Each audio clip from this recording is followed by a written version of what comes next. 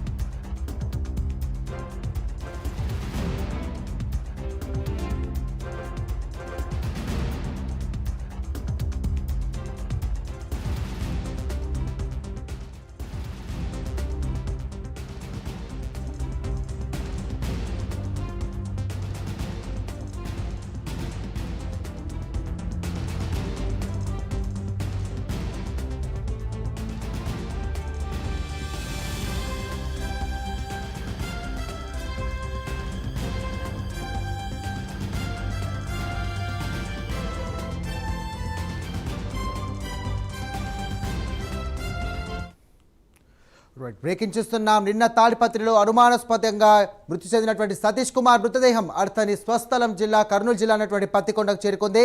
ఇక నిన్న తాడిపత్రిలో సతీష్ కుమార్ అనుమానాస్పదంగా మృతి చెందాడు. దీనికి సంబంధించి కూడా పరకామణి కేసులో కూడా సతీష్ కుమార్ కీలక సాక్షిగా ఉన్నారు. ఇదే అంశానికి సంబంధించి మరిన్ని డీటెయిల్స్ అందించడానికి మా కరెస్పాండెంట్ శివరాజ్ కుమార్ సిద్ధంగా ఉన్నారు. శివరాజ్ కుమార్, చెప్పండి.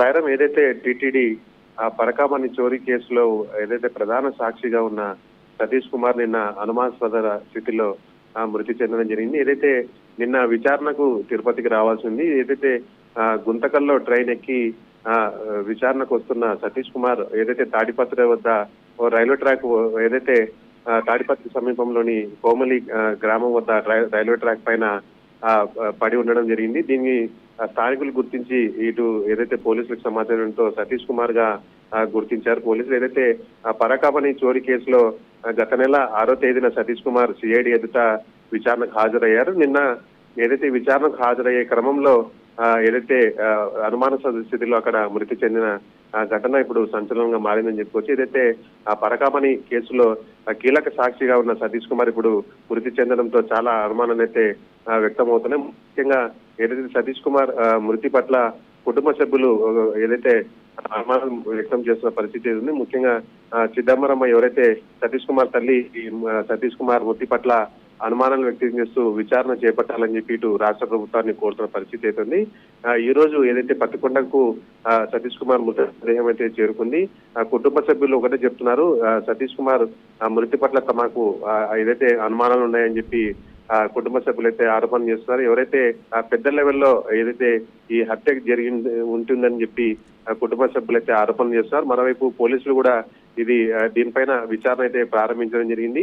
కీలక సాక్షిగా ఉన్న సతీష్ కుమార్ నిన్న అనుమాన స్థితిలో మృతి చెందడం పట్ల చాలా అనుమానాలు అయితే వ్యక్తమవుతున్నాయి. ముఖ్యంగా పెద్ద పెద్ద నాయకులు దీని వెనుక ఉన్నారని చెప్పి కుటుంబ సభ్యులైతే ఆరోపణ చేస్తున్నారు. విచారణకు వెళ్తున్న సతీష్ కుమార్ ఇట్లా అనుమానాస్పద స్థితిలో మృతి చెందడాన్ని కుటుంబ సభ్యులు జీర్ణించుకోలేకపోతున్నారు. ఏదైతే 11 గంటలకు ఏదైతే సతీష్ కుమార్ కు మృతదేహానికి పోస్ట్ మార్టం నిర్వహించిన అనంతరం అంత్యక్రియలు నిర్వహించాలని చెప్పి ఇటు కుటుంబ సభ్యులు అయితే డిమాండ్ చేసిన పరిస్థితి. కీలకంగా ఏదైతే సాక్షిగా ఉన్న సతీష్ కుమార్ మృతి చెందడం పట్ల ఇటు పోలీసులు కూడా సీరియస్ గా ఏదైతే ఈ కేసు పట్ల విచారణ అయితే ప్రారంభించారని చెప్పుకోవచ్చు Sairam. Right, thank you Shivraj Kumar.